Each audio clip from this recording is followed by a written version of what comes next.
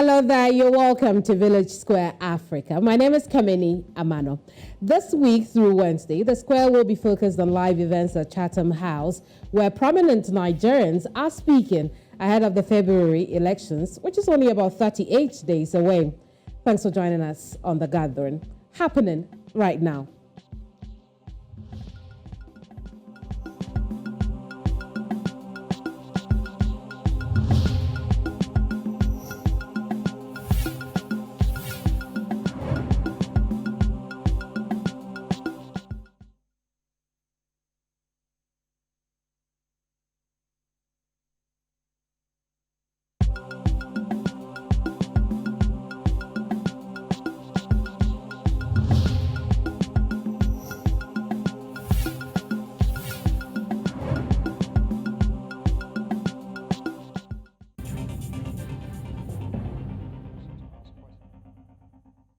To do that. Just a reminder that this meeting is part of a series. So we have had presidential candidates speaking. Last year in December, we had Bola Tinubu, we had Peter Obi yesterday, and I do encourage you to either on the virtual platforms watch tomorrow or come here and see in person Mr. Kwankwaso, who's also the presidential candidate for the NNPP. So elections and their conduct is something that we take very seriously at Chatham House, and chair of electoral commissions from Nigeria are not strangers. We did have Professor Jega here in 2015, for example, speaking on a similar topic. He was also nominated by the members of Chatham House for the Chatham House Prize. In the end, he didn't succeed to win the prize, but he came very close. And I think that is a signal, an indication of the seriousness that we regard INEC chairs here at Chatham House. So with no more ado, Professor Yakubu, I'm going to invite you to come to the podium here to give your presentation, and then we can have a conversation. So again, thank you everybody for attending today. And please do send in your questions if you're on the Zoom platform. We'd be very grateful to see them. And I think on this occasion, there'll be plenty of time for a Q&A. Thank you very much. Thank you.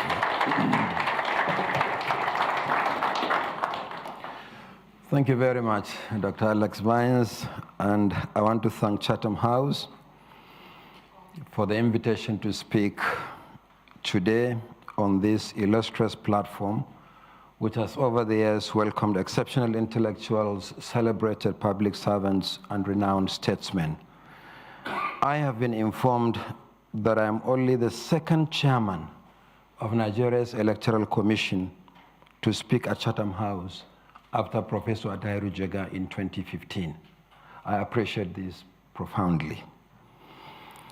I am all the more excited because I've been invited to speak on Nigeria's 2023 general elections, with particular emphasis on preparations and priorities for electoral integrity and inclusion. It is exactly 38 days to the next general election in Nigeria, which I have both the privilege and challenge of leading its proper delivery.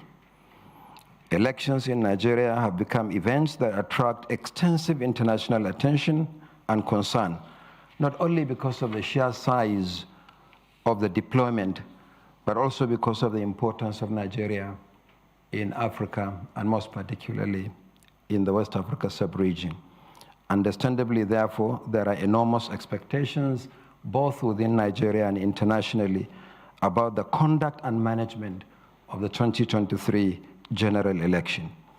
The expectations place a great responsibility on the election management body, the Independent National Electoral Commission. We are not taking these responsibilities lightly.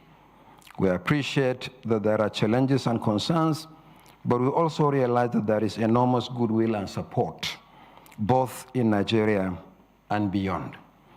Consequently, we believe that by forthrightly sharing our experiences and discussing the challenges openly, we can surmount the challenges and ensure that our elections in Nigeria continue to get better.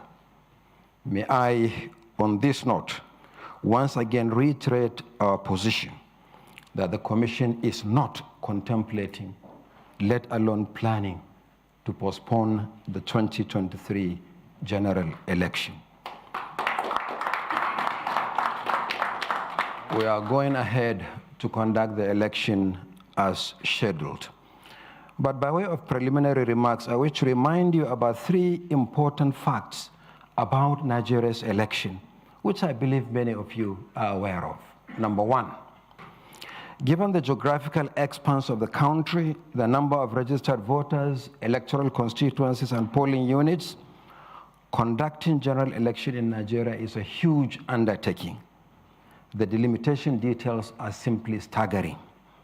93.4 million registered voters expected to elect their representatives in 1,491 constituencies spread across 176,846 polling units.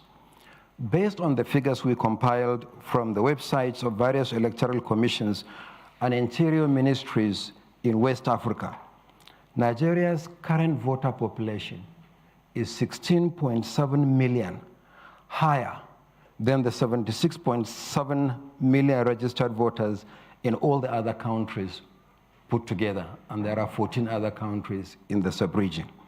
This means that a general election in Nigeria is like conducting elections in the whole of West Africa and beyond. Secondly, Nigeria's election is not a one-day activity.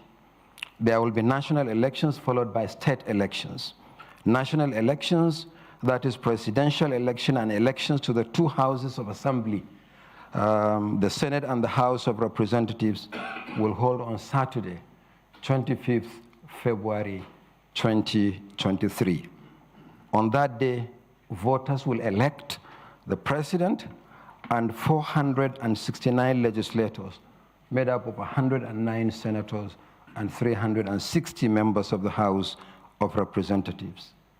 State elections will hold 2 weeks later on Saturday, 11th March 2023, to elect 28 out of 36 state governors and 993 members of state houses of assembly.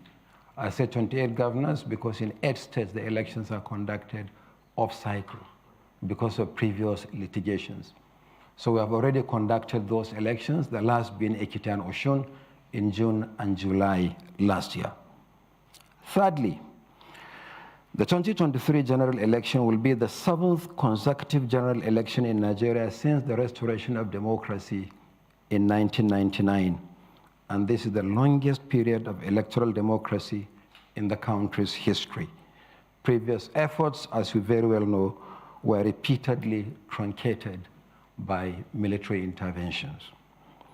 In approaching the subject matter assigned to me by Chatham House, my lecture is divided into 3 broad areas. The first one is lessons from the 2019 general election. The second, preparations for the 2023 general election, looking at early planning, the electoral legal framework, voter registration and permanent voters cards, election technology, expansion of voter access to polling units, inclusivity, recruitment and training of election staff, interagency collaboration and support, and finally, electoral operations and logistics. Number 3, issues and challenges such as the prevailing insecurity and its impact on the election generally, attacks on INEC facilities nationwide, violence during electioneering campaign, vote buying, electoral litigation and adjudication, prosecution of electoral offenses, and for many in this hall, the nagging question of diaspora voting. Now, these wide-ranging issues cannot be covered in detail, if at all, within the 20 minutes, or if Alex is flexible, 20 long minutes, which may be 25 or 30, that I have for my presentation. I will therefore highlight the more critical issues so that we can have more time for discussion. Actually, that's the part I like best, the discussion. I have prepared a 23-page lecture, a copy of which will be given to the organizers and will also be uploaded to the INEC website immediately after the presentation and discussion. Lessons from the 2019 general election. Preparations for the 2023 general election are largely being concluded and preliminary deployments already underway. Indeed, our preparations began quite early. One important lesson from 2019 is that early preparations for election provide opportunities for adequate planning, acquisition, and testing of systems. A second lesson from the 2019 election is that early choice of election technology management tools, especially the main election technology, is very critical for success. Their proper pilot testing and deployment are exceedingly important for a successful election. For election technology, early decision is central to maintaining its integrity, popularizing it among voters, and addressing any challenges that could arise. We know that political actors often try to undermine the process by attacking the technology, casting doubts on its suitability, bypassing its use, or indeed seeking to undermine its security. This informed the early choice of a new voter accreditation technology using an electronic device called the bimodal voter accreditation system. We have tested it in several by-elections and off-cycle governorship elections. In addition, the decision to make polling unit election results available for public viewing, which has always been a major demand by citizens and election observers, falls into this early choice of election technology. The INEC Results Viewing Portal, the IREV, is a dedicated web portal for the public view of polling unit results as soon as they are finalized on election day.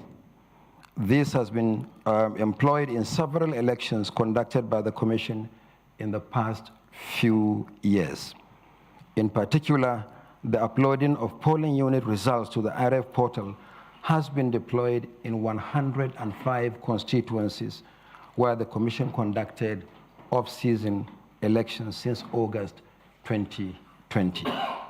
The result can still be viewed on the portal, making the IREV an invaluable repository of election results in Nigeria.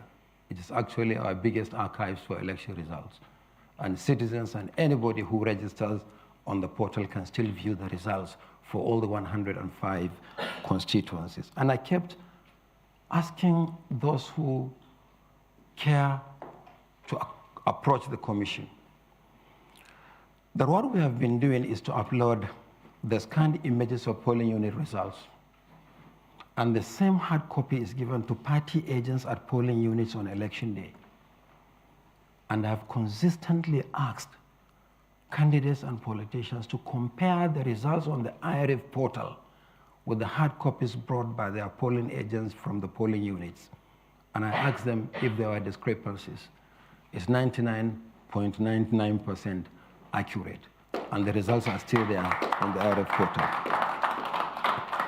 Now, a further lesson from the 2019 general election, which is helping us immensely in our preparations for 2023, is that an early finalization of changes to the Electoral Act, the principal legal basis for elections, is critical to proper organization of elections.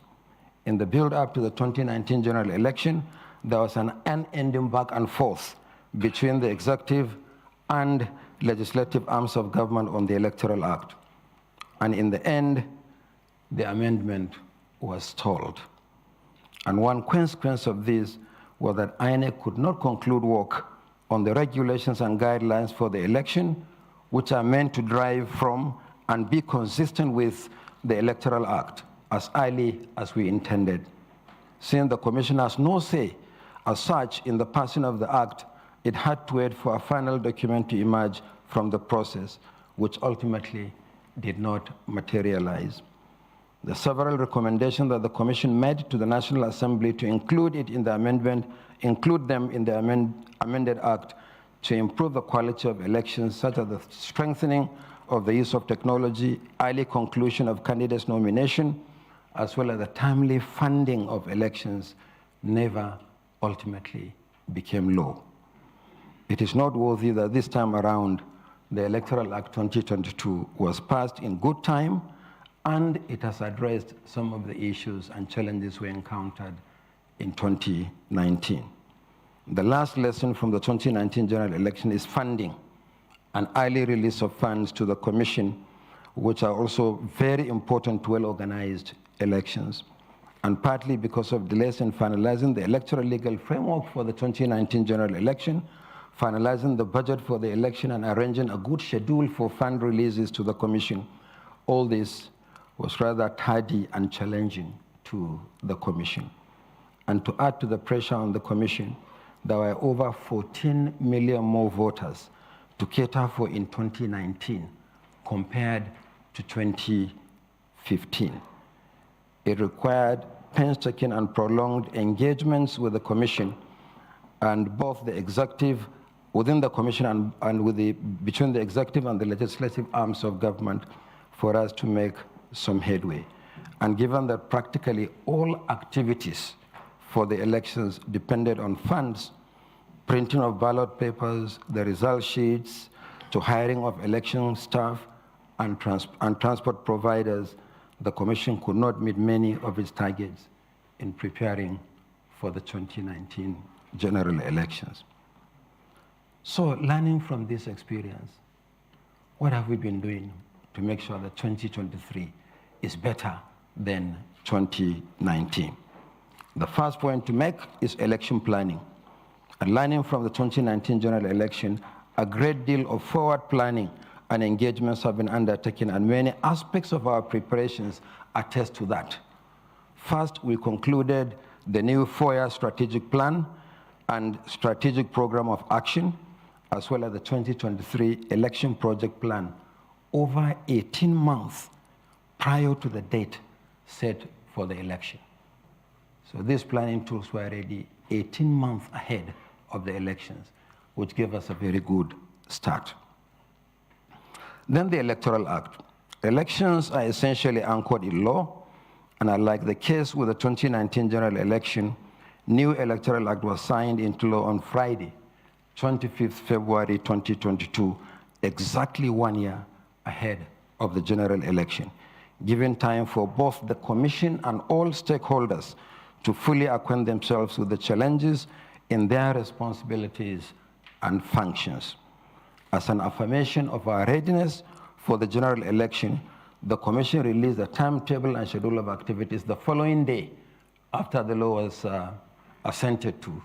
It went into force after it was assented to by the President. The following day, on Saturday, 26 February 2022, the Commission released the timetable and schedule of activities. It contains 14 activities to be implemented from the publication of notice of poll to election day.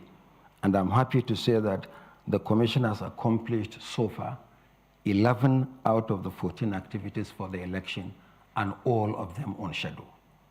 So there are only 3 activities outstanding. The new law contains some very important changes that hold the potentials for improving the quality of Nigeria's election. I've identified 10 most important provisions in the new law, but time will not permit me to go through all the 10. But they are all listed in the lecture, which, as I said, will be made available immediately after today's session. Related to the Electoral Act are the regulations and guidelines. The Commission has powers under the law to come up with regulations and guidelines to govern the conduct of election, drawing from the provisions of the Constitution and the Electoral Act. The Constitution cannot be expected to say everything. So members of the National Assembly, drawing from their powers under the Constitution, make subsidiary legislation. And then, in turn, even members of the National Assembly, through subsidiary legislation, cannot say everything about the conduct of elections.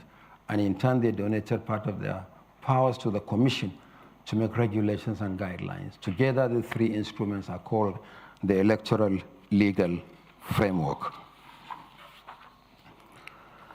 So very quickly, for want of time, what have we been doing about perhaps the most important foundation for democratic elections, the registration of voters. You can't have a credible elections without credible register of voters. That is critical. Now, this has been a major component of our preparations for the election. The law requires the Commission to conduct voter registration on a continuous basis.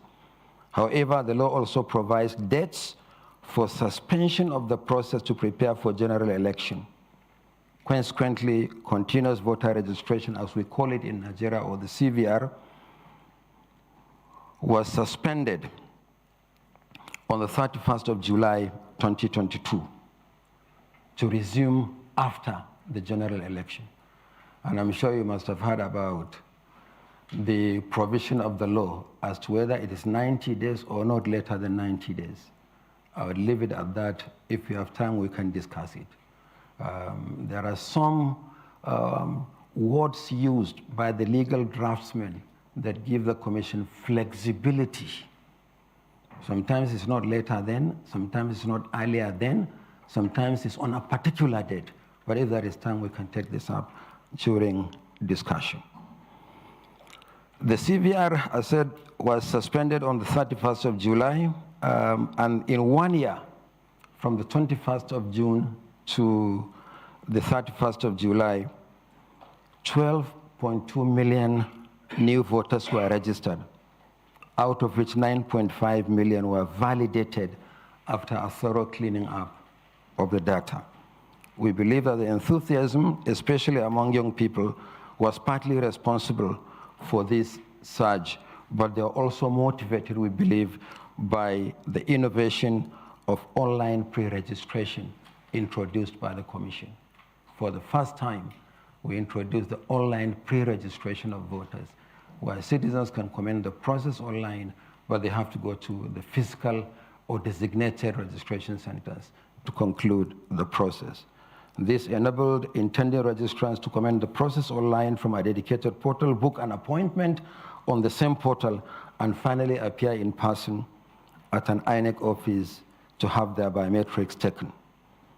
The cleanup of the register was painstakingly conducted by the Commission because the automated biometric identification system, the ABIS, before now the Commission used the AFIS, the fingerprint identification system. But this time around, we use the ABIS, meaning both fingerprint and facial. And that is what we're also using to accredit voters on election day. And all these innovations were all the work of INEC's own engineers in-house in the Commission. The machines may have been fabricated outside the country, but the design of the machines were done by our own engineers in-house. In fact, one of them said they are going to introduce a new biometric using body odor. I said, please, not yet. Let's make haste slowly. But when he explained it to me, it sounded logical. He said, don't laugh, Chairman, because I said body odor is also a biometric. He said, how does your dog recognize you? It's from your body odor. And that's why if another person walks to the house, it barks. When you move into the house, it wags its tail because it recognizes your body odor. I said, but for elections, let's wait, not now. So we use the ABIS to clean up the register. But also, there is something that is perhaps peculiarly Nigerian. Who owns the register of voters? It's the people of Nigeria. The law says that when we finish registering new voters, we should add them to the existing register of voters, meaning that the 9.5 million that we cleaned up after the last CVR should be added to the 84 million registered voters for the 2019 general election, and then subjected to scrutiny, claims, and objections by Nigerians. And this requires the printing of hard copies of the register and displaying same in 8,809 wards and 774 local government areas. For that alone, we printed over 9 million pages for that exercise. So at community level, citizens can look at the register, tell us, are there ineligible persons on the register? Persons who, by virtue of age, are not supposed to be on the register, or citizenship, or the deceased, or multiple registrants? Again, because of the Electoral Act 2022, we did something that was novel. We published the entire National Register of Voters on our website. And citizens had access to them, and you probably saw on the social media how they're picking up pictures of people all over and saying all manner of things on the social media. Now, the purpose of claims and objections is that people whose names have been misspelled or their personal details, or they have realized that there are some people that shouldn't be on the register, it was their responsibility to inform the commission. And there is a procedure for making these complaints. At the end of the exercise, over 53,000 names were annulled from the register as a result, essentially, of citizens' action. I want to say this, that the National Register of Voters in Nigeria is the largest database of citizens in Africa. And we believe that the core of it is solid. But like every database, it's not perfect. And we'll continue to work to improve on that database. One of the complaints we received arising from the claims and objections said that there were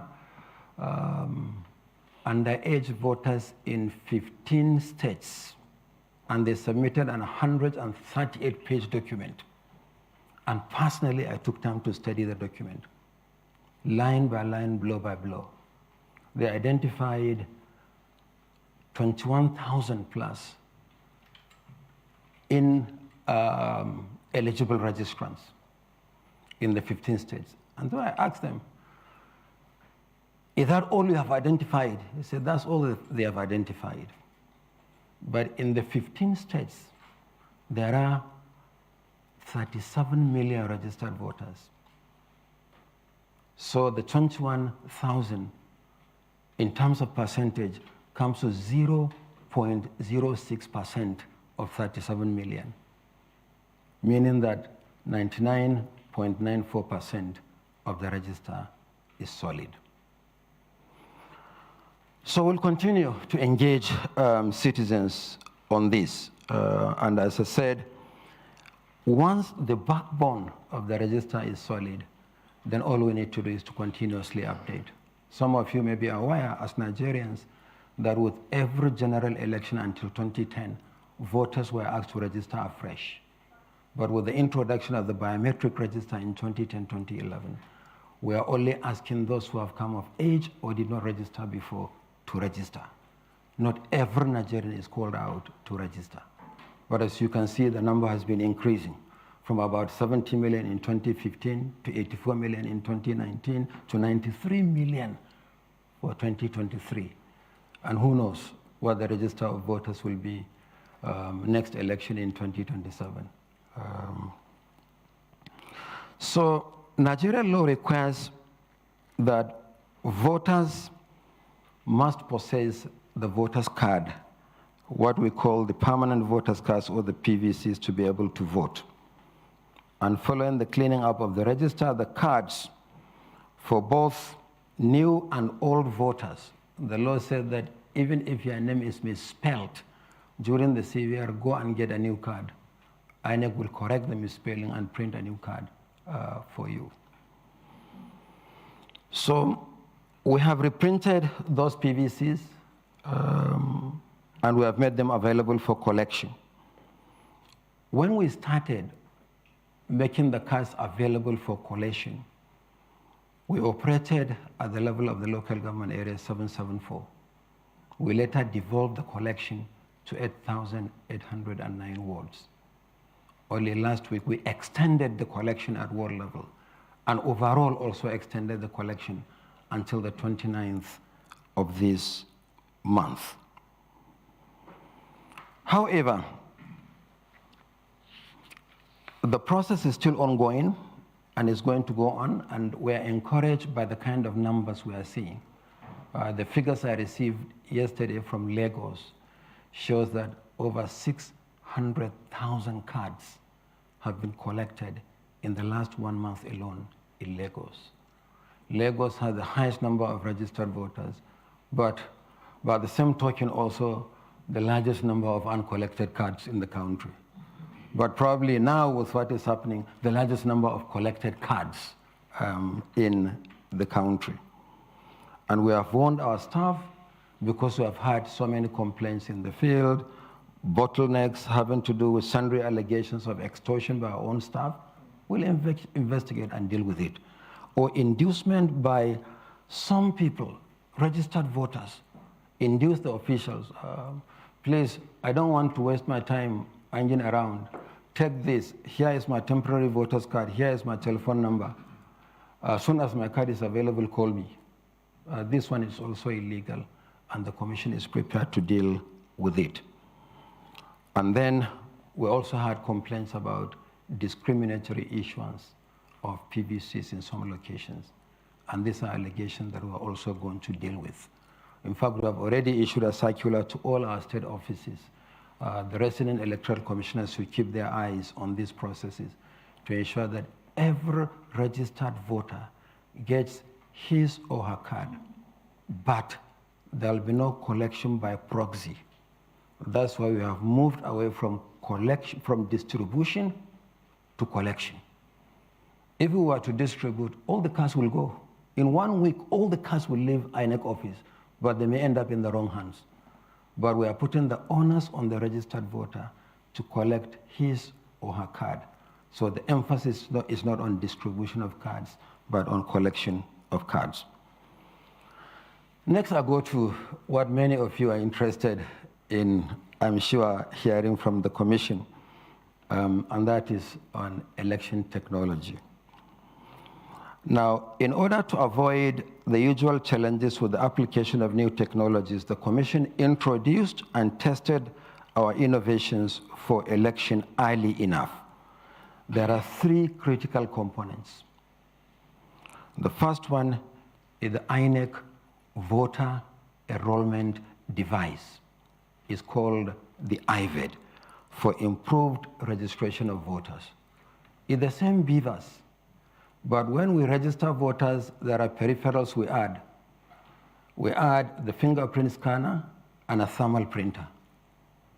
So that we can register, take the fingerprints, and also print the temporary card.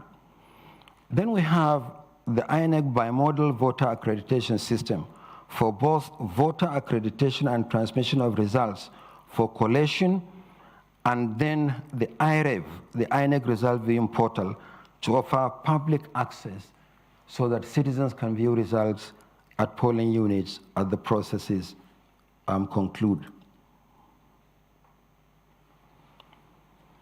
IVED has been deployed in the recent CVR, and as I said, we have 93.4 million registered voters, of which 37 million, that's 39.5%, are young people, young Nigerians between the ages of 18 and 34.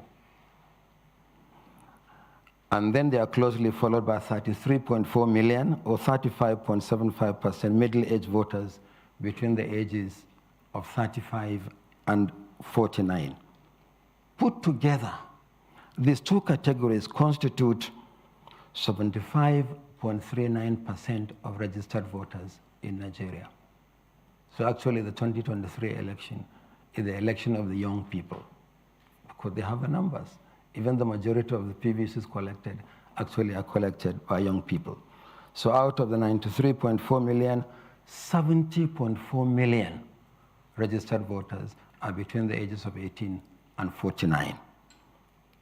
Already the PVCs, as I said, are available and are being collected, and the collection of the cards will end on the 29th of January.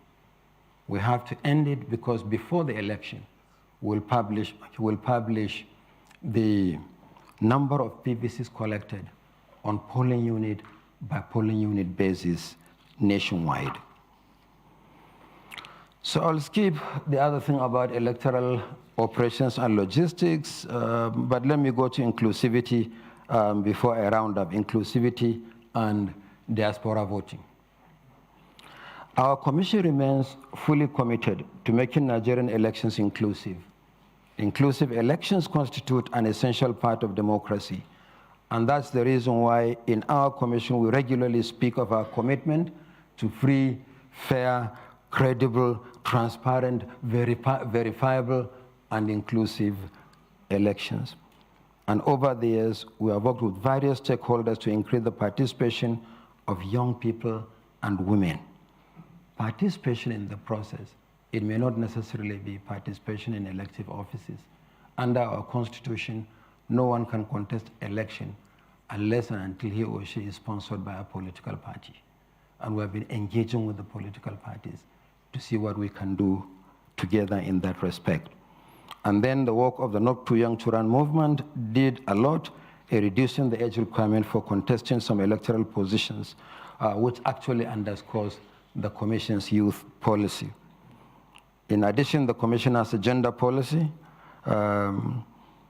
introduced way back in 2012 to guide or provide a fairer working environment for women in the Commission and in the electoral process, and we remain committed to these policies. But in addition to that, we have been engaging with the disability community nationwide. Only last week, we met with Inclusive Friends and the Albino Foundation, and we are going to be providing a lot of assistive devices, both as a requirement of the law and as a practice. The albinos complained that we should help them to be able to see the logos of the political parties on the ballot papers better, and so we introduced magnifying glasses. For the blind that could read Braille, we introduced Braille jacket.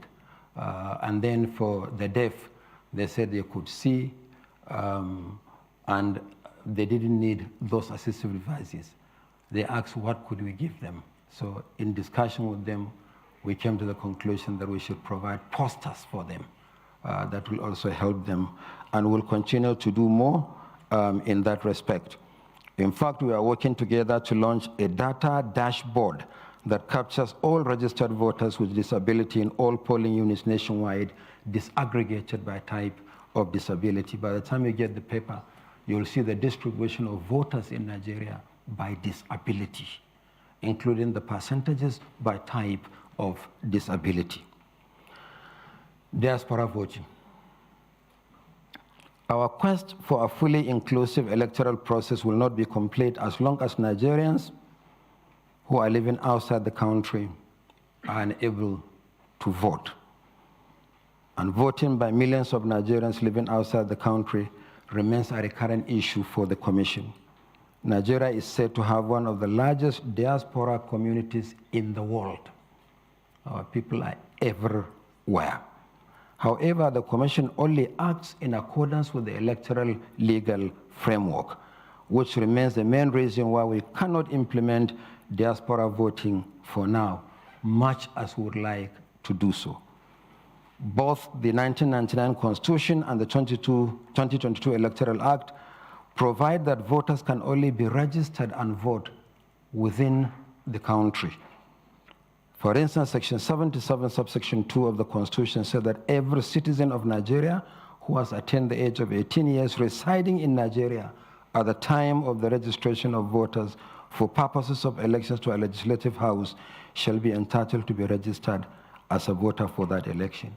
And there are other sections of the Constitution that tie the eligibility to register and vote in executive elections, presidential and governorship, to the requirements of residency, as in the case of legislative elections. The Commission hopes that these legal obstacles will be cleared at some point to enable Nigerians in the diaspora to vote. We have actually completed the policy as far as the Commission is concerned, and we identified two categories of Nigerians living outside the country. We have the OCV, the out-of-country voting. mainly by service personnel and other Nigerians engaged in, say, foreign service, and those who are engaged in technical manpower. There's assistance organized by the Nigerian government for other countries, particularly in our sub-region. For now, they don't vote. But the other leg of it is for Nigerians permanently resident outside Nigeria. That is the diaspora voting. And we worked with Nigerians in diaspora organizations in the UK, in the United States, and we're even happy that some amendments were submitted, constitutional amendment to the National Assembly, but eventually they didn't sell through in terms of the propositions forwarded to the state assemblies for concurrence before our constitution is amended. Should I talk about attacks on INEC facilities? I don't think this presentation will be conclusive without that. In 4 years, 50 facilities of the commission were attacked in various parts of the country, mainly in the form of arson and vandalization. Buildings, election materials, and vehicles were destroyed, and sometimes these attacks even targeted staff of the commission. During the continuous voter registration, some staff of the commission in Imo State were attacked, resulting in injuries and death. The implication of the attacks is that we have to rebuild facilities and replace materials. And the commission and the security agencies have increased their presence in some of these locations. The last attack actually happened on Sunday last week, but because of the cooperation between the military and the Electoral Commission, were able to respond, and the damage was limited to just a section of the building in a local government office. The Commission has repeatedly called for concerted efforts to control and check these attacks. And in December last year, the National Assembly held a public hearing on these attacks, and we hope that authorities have these attacks under control and the response by the security agencies more coordinated. But in spite of these attacks, we'll rebuild facilities, we'll replace damaged or lost items. The election will continue. Finally, we have promised Nigerians and friends of Nigeria that the 2022 general election will be free, fair, credible, and inclusive. And we have left no stone unturned in preparing for it, despite several challenges. But all elections, especially those involving the type of extensive national deployment like we do in Nigeria, will naturally come with challenges. We have worked closely with stakeholders and development partners to confront these challenges, and we are satisfied with our preparations so far. Our commission does not take the pledge that we have repeatedly made to Nigerians lightly. We are leaving no stone unturned in our preparations, and our commitment remains only to Nigerians and not to any political party or any candidate. Our commitment and loyalty is to Nigeria and the Nigerian people. Only the votes they cast will determine who becomes what. It's not in our hands, it's in the hands of citizens. This is what the law requires of us. We cherish our institutional independence and the integrity of the Commission, and with the enthusiasm of Nigerians, the goodwill of stakeholders and partners, and the commitment of the Commission, we believe that the 2023 general election will be among the best conducted in Nigeria.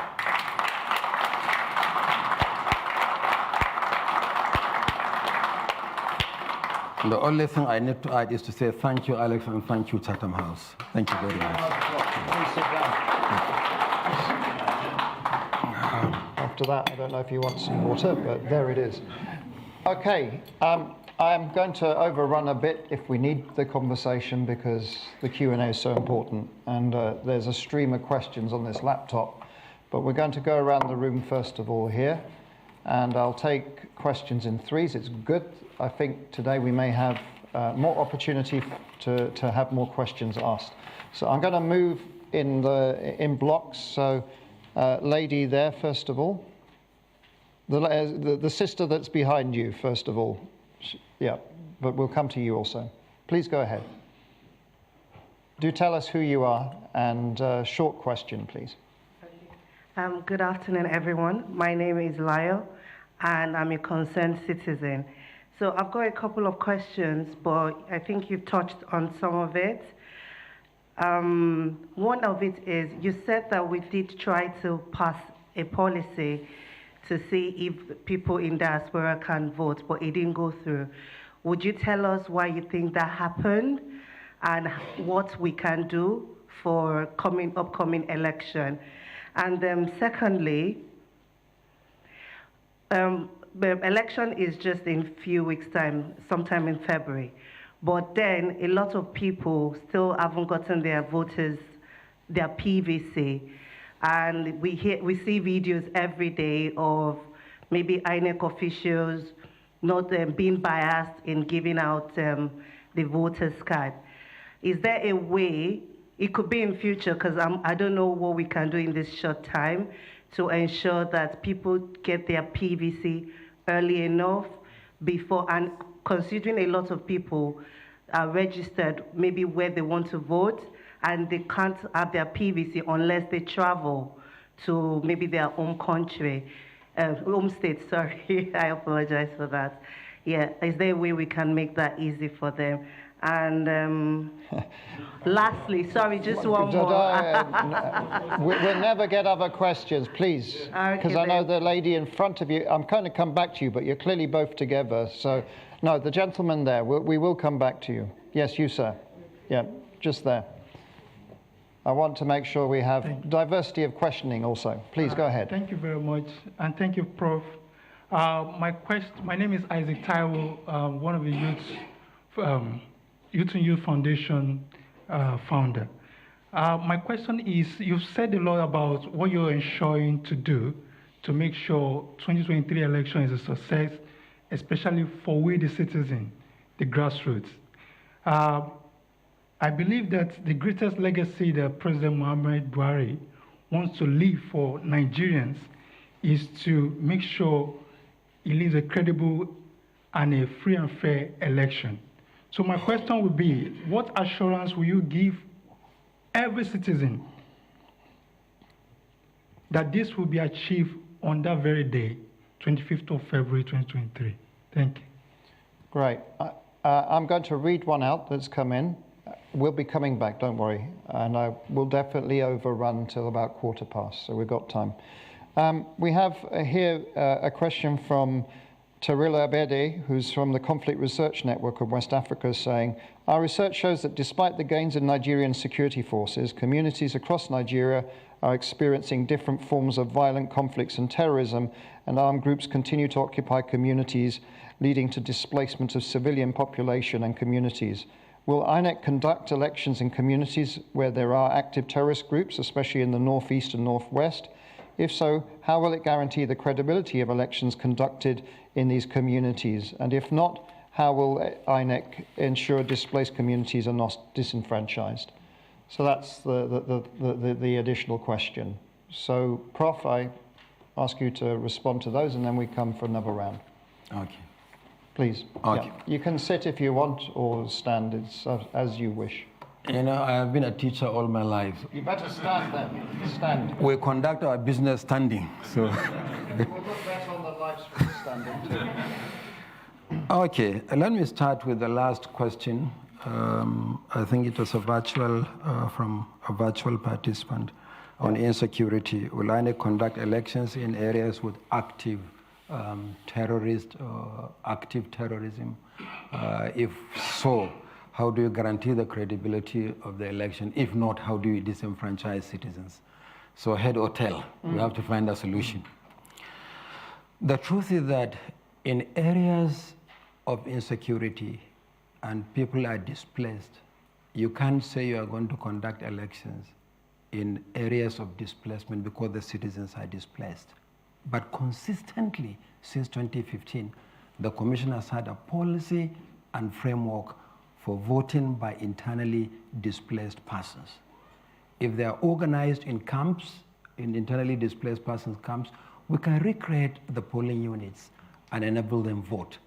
It was done in 2015, we did it in 2019, and only recently we convened stakeholders meeting to validate the revised framework and policy for voting by internally displaced persons. The difficulty we face is with those who are not living in displaced people's camps, but they are living with relations in safer communities. It becomes really very difficult to reach out and organize elections for them. We have over 2 million persons in displaced camps in Nigeria across a number of states, and we'll organize elections for them the same way as we did in 2015, 2019, and we'll do so in 2023, provided they're in camps that are organized and we can reach out and recreate those polling units to enable them vote.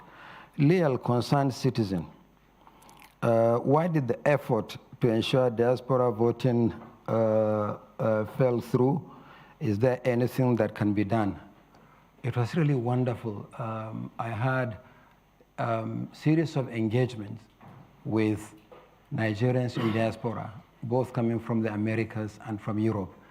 Particularly, there is one in the UK that has been very, very active and very vibrant. And they will attest to the fact that I maintain an open door policy for them. We had series of meetings, and we are all excited. At a point, we even started collaborating with the Nigeria in Diaspora Agency, headed by, I think, Mrs. Abike Dabiri. And we had series of engagements. And the proposal went to the National Assembly. But at the National Assembly, the proposition was defeated. So the position of law remains that unless you are resident in Nigeria, you cannot register and you cannot vote. But I'm absolutely convinced that it's only a matter of time when this will be achieved. Voting by those in the diaspora, as far as we are concerned, should be a settled issue. And if you ask me whether I support it or not, I will tell you that we are preaching to the converted. But the Commission doesn't have the power to make it happen. The enabling law will have to be provided for it to happen. Not just because of the remittances, because I've had people talk about the remittance by Nigerians in the diaspora, and therefore they should be given the right to vote. I think it's because they are citizens, and citizens must enjoy rights. It's not about means. Otherwise, the richest person in a country will probably have 2 votes, but he has only one vote. So it's a matter of right. It's not a matter of the contribution that they make. But of course, the nation appreciates the contribution that those in the diaspora make. You talked about the challenge of PVC collection. You know, the number of PVCs we have uncollected is historical, is cumulative.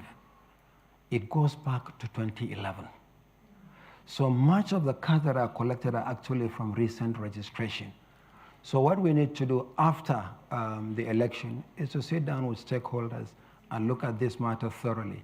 Are these cards actually, at the end of the day, collectible, or we'll just keep carrying them forward with every election and they are not collected? But the historical cards are not collected as many as the more recent registrations. Isaac, assurance to every citizen that there will be free and fair election. Election is a multi-stakeholder activity. INEC has been giving you these assurances. I think we have demonstrated this, particularly in some of the more recent elections. And that is what we are going to carry forward to the general election. So as far as the Electoral Commission is concerned, that one is a no-go area. The votes cast by citizens should determine who becomes whatever in our country and in our democracy. I think I answered the question from Terila. Thank you. Let's get more questions. So the gentleman there, no, the gentleman in front of you. We still have time. Go ahead, yes. Thank you so much, Dr. Alex Vines. Thank you so much, my professor. Well done. Good speech. I understood what you said, everything. I hope Nigeria will get a good election, inshallah. My question is very simple. I'm Dr. Isia Kushitu Al-Mustafa, lecturer, business management and tourism, Global Banking School, London, and Plymouth University, an independent port consultant to Nigerian government. Nigeria spent a lot of money in every cycle of elections over the years. And in your lecture, you made mention of the lessons, whereby we spend a lot of money, funding is key issues, and release of funds is key issues, and Nigeria, statistically, is very poor, economic-wise. We know everything. And do you think it's a good recommendation for next government to make election like a 7-year event, whereby instead of having 4-year term of presidency in the government, you have a 7-year term, which ex-President Jonathan advocated for. So that this will reduce the tensions over the years in politics, and as well the money spent on the economy, money that's supposed to be churned out to education and health. Do you think it's feasible based on the experiences? Thank you. Thank you very much. Right at the back there, question. Yeah. No, yes, there. So I know who you are. I'm just trying to say I don't know who you are. Yeah, please introduce yourself.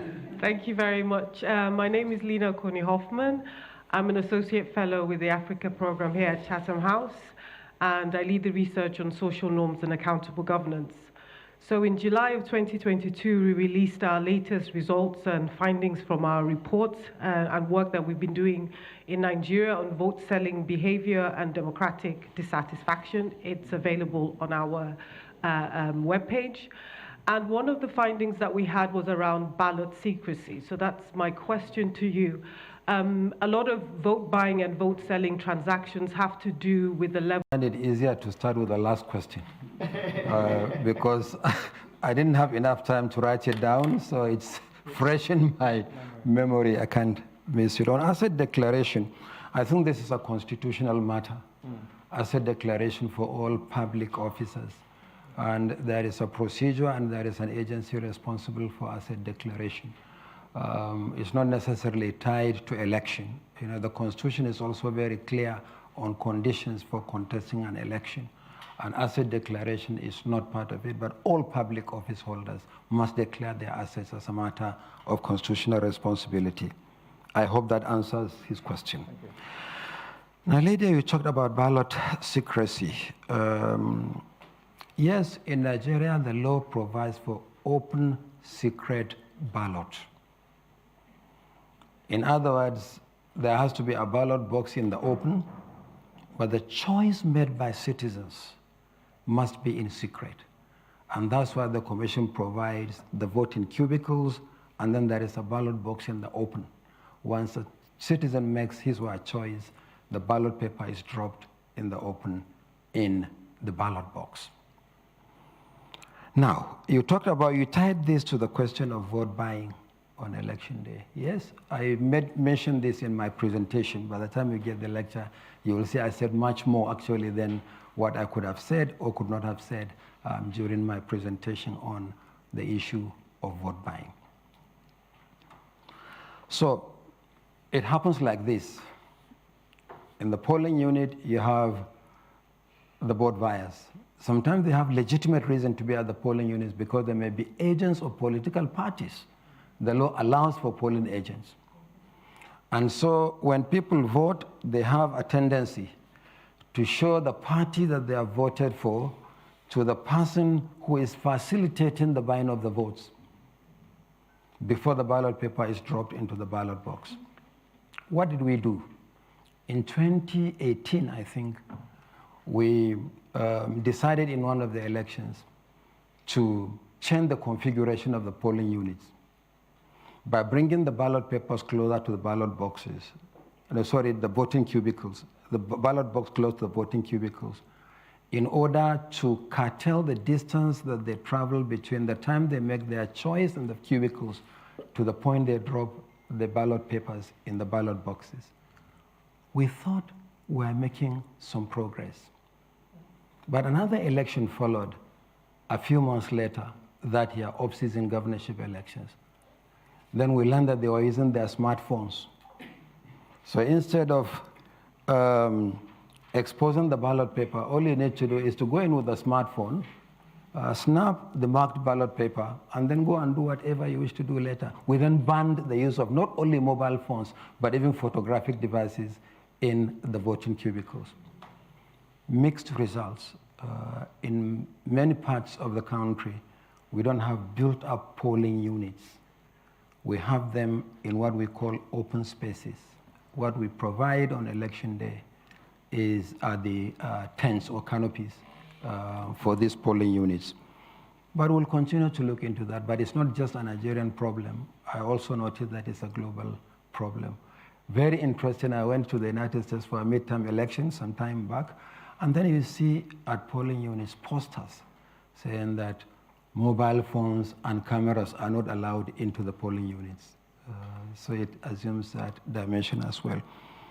But we also went ahead to introduce the folding of the ballot papers, and we trained our presiding officers. When a voter comes, as soon as the person is accredited as given the ballot paper, there is a way it is folded.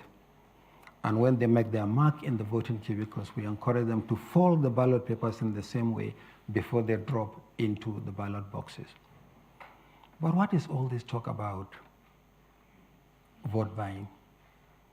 It is also for us an indication of the progress that we are making in our democracy, because it is becoming increasingly clear to everyone that the votes are counting, and that you can't drive a voter long before the election and expect the person is going to vote for you. So follow the person to the polling unit. And even the polling unit, make sure that the person has voted for you. At the end of the day, and I've said this consistently, is enforcement of the laws. There are laws, but the laws are not enforced. So let me seize the opportunity to renew our appeal as a commission for the National Assembly in Nigeria to speedily pass the Electoral Offences Commission bill, so that all violators of our laws shall be penalized accordingly. At present, that responsibility is left to INEC by law. But look at the constraints. INEC cannot make arrests. We have no capacity to make arrests. INEC cannot successfully conduct investigations that will provide the evidence that will lead to successful prosecution.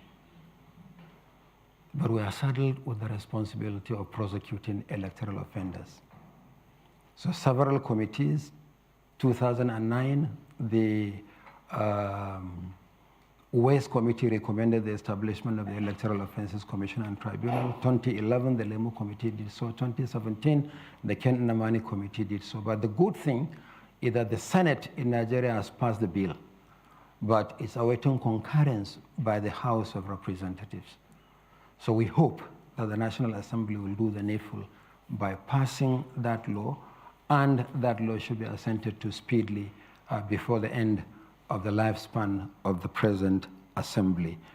Dr. Isiaku Mustafa, this is the easiest question I can answer. As far as INEC is concerned, we conduct elections on the basis of what the law says we should do. It is not our business to do advocacy for extension of tenure. But whatever the law provides, it's what you do. Thank you very much.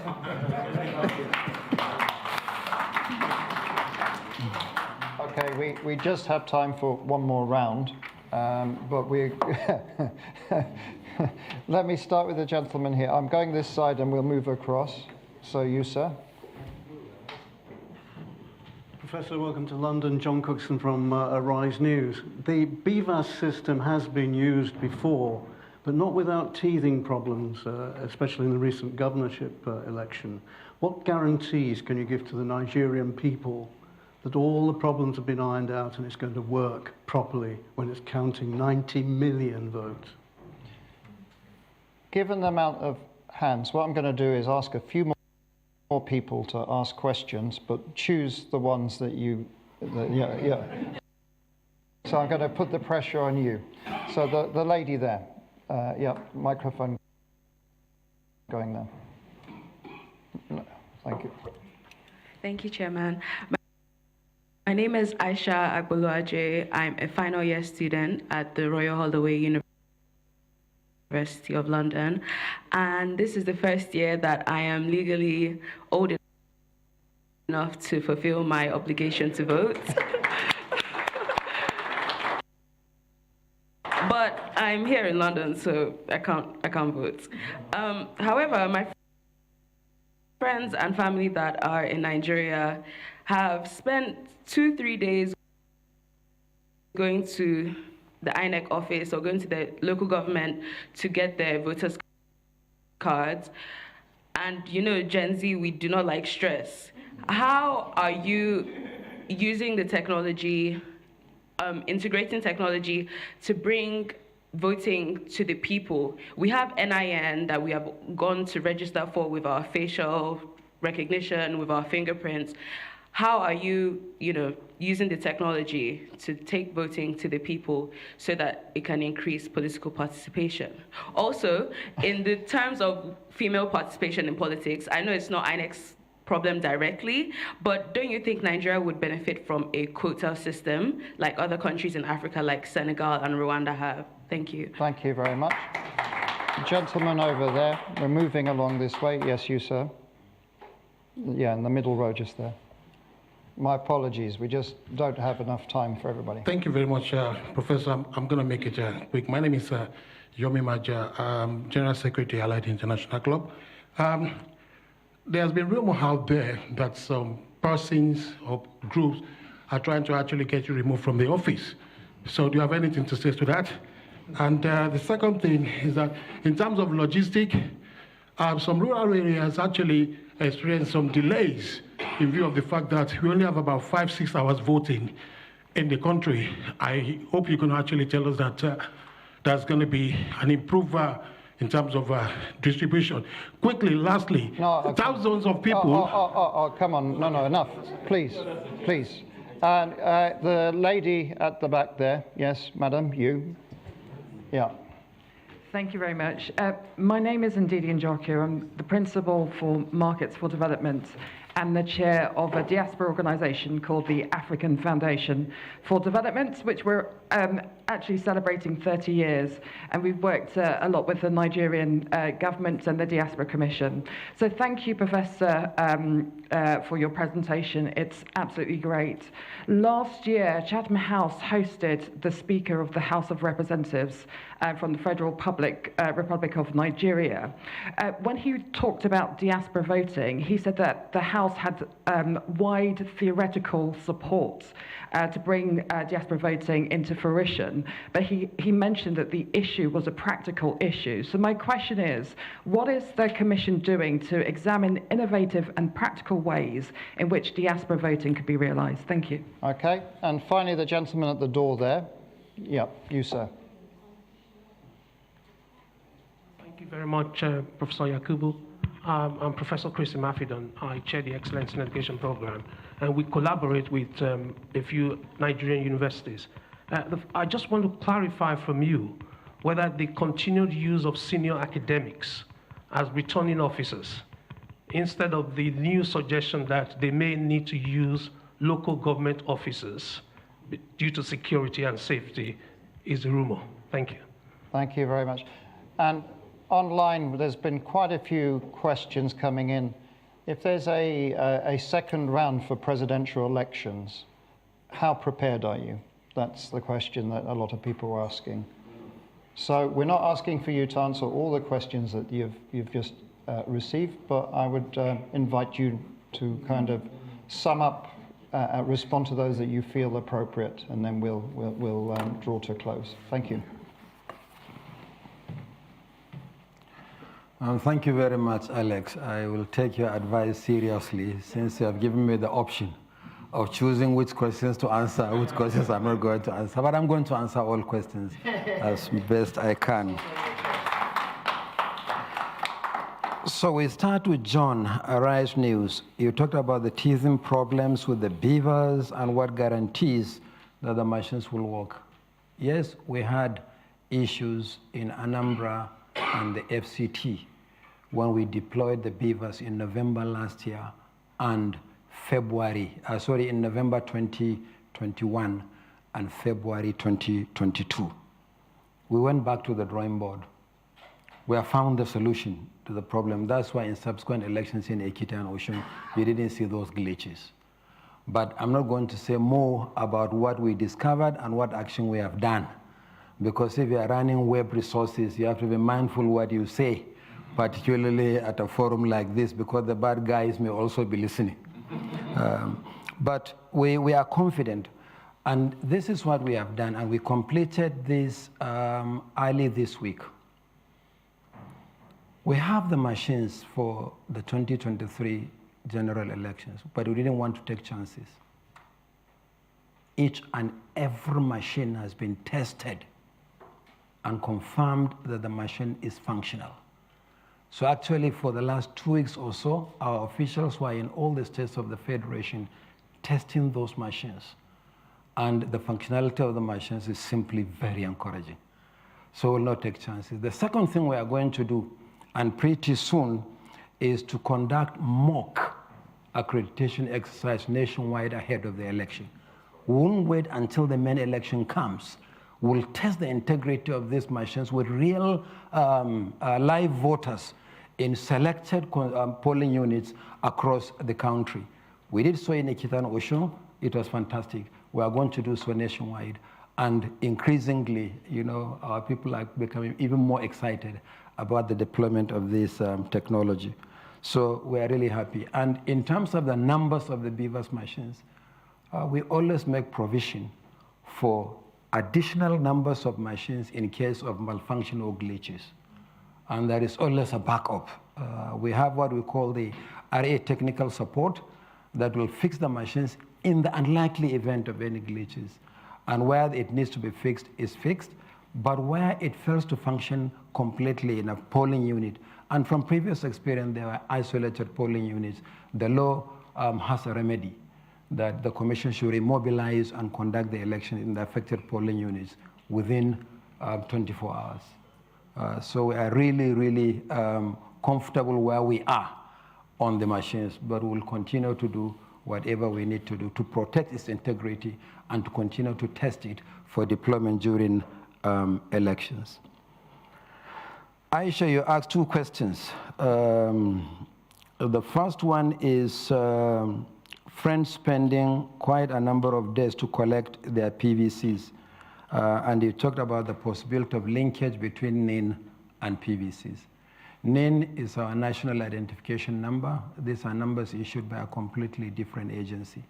But there is a committee working on the harmonization of various sources of data, from the national identification number, the immigration service with passports, the central bank with bank verification numbers, the electoral commission, which has the largest database of citizens in the country, the Federal Road Safety Corps that issues driver's licenses nationwide.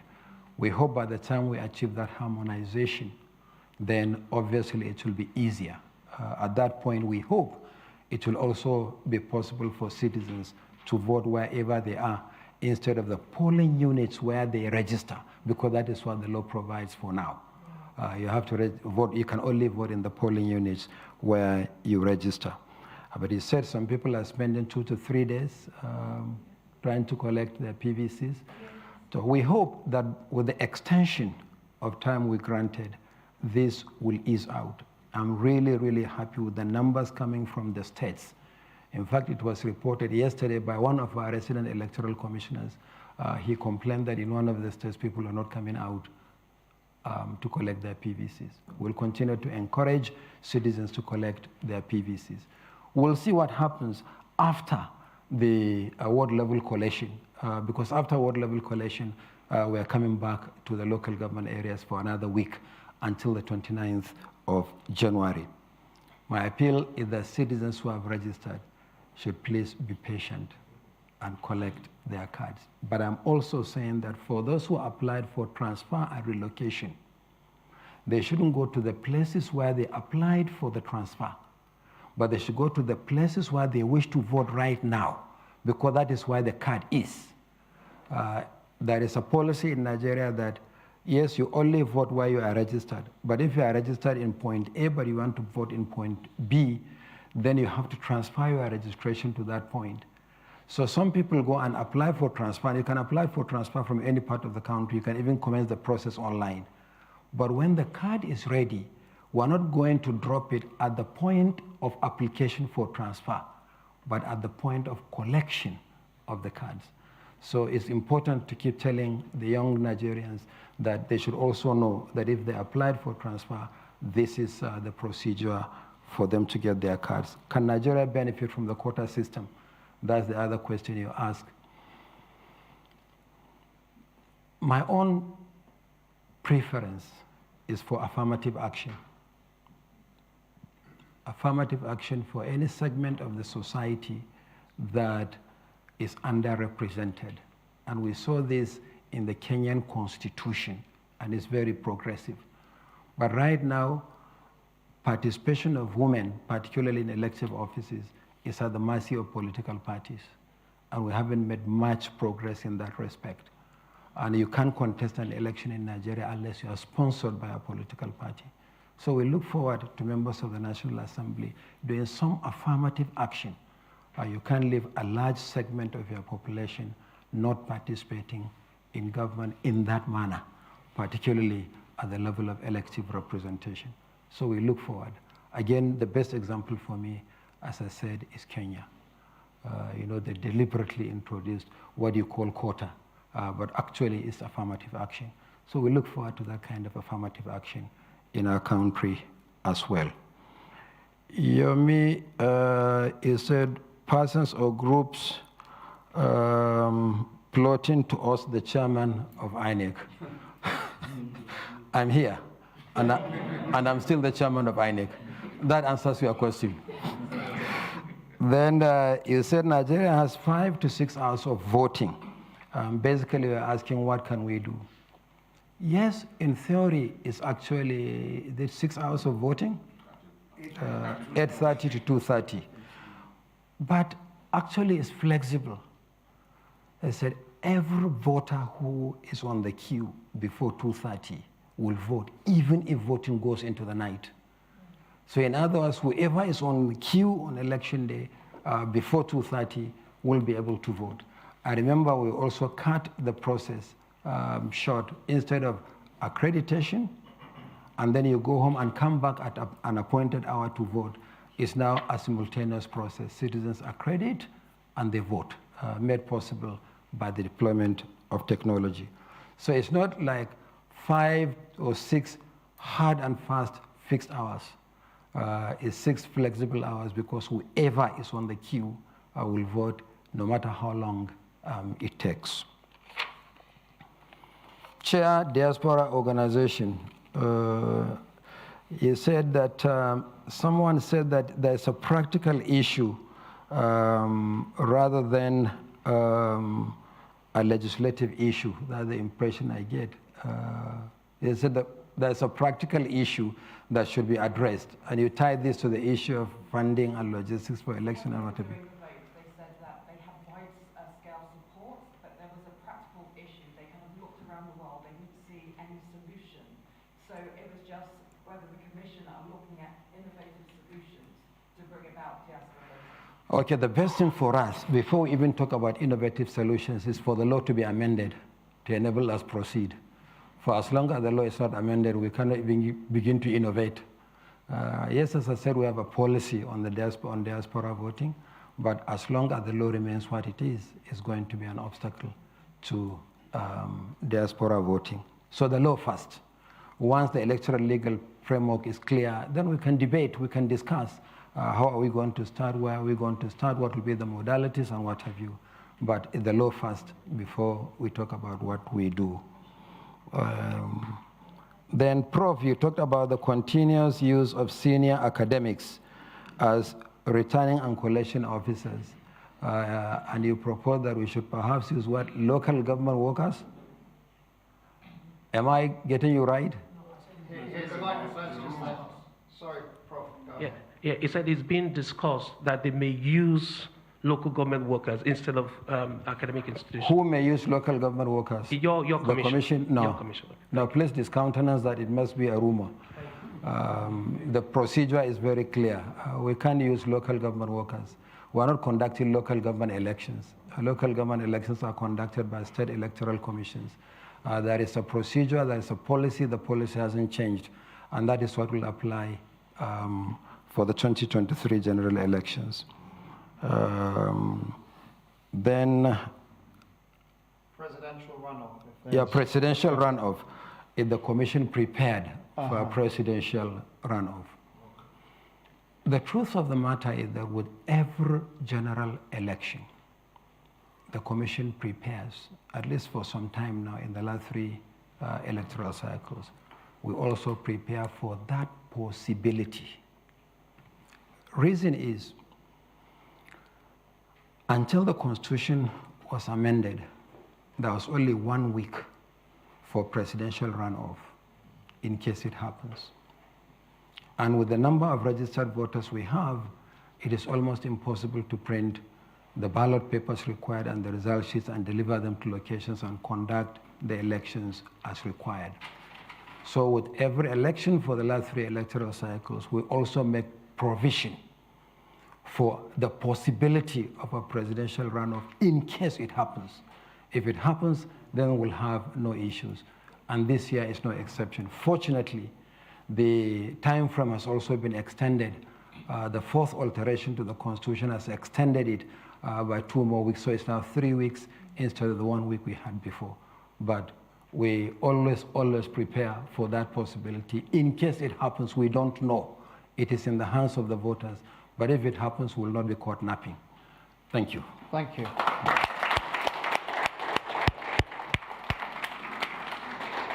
We already borrowed a lot more time, so we're 20 minutes over. My apologies, but I think it was worth having a deeper conversation.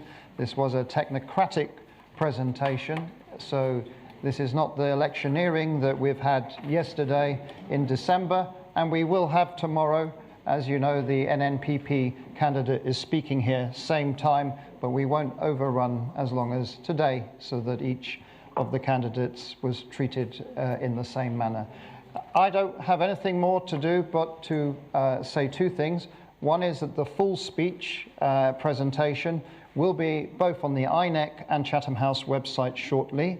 And to thank Professor Yakubu for coming to Chatham House and spending time here today and answering all our questions. Thank you very much, Prof, and good luck for the election.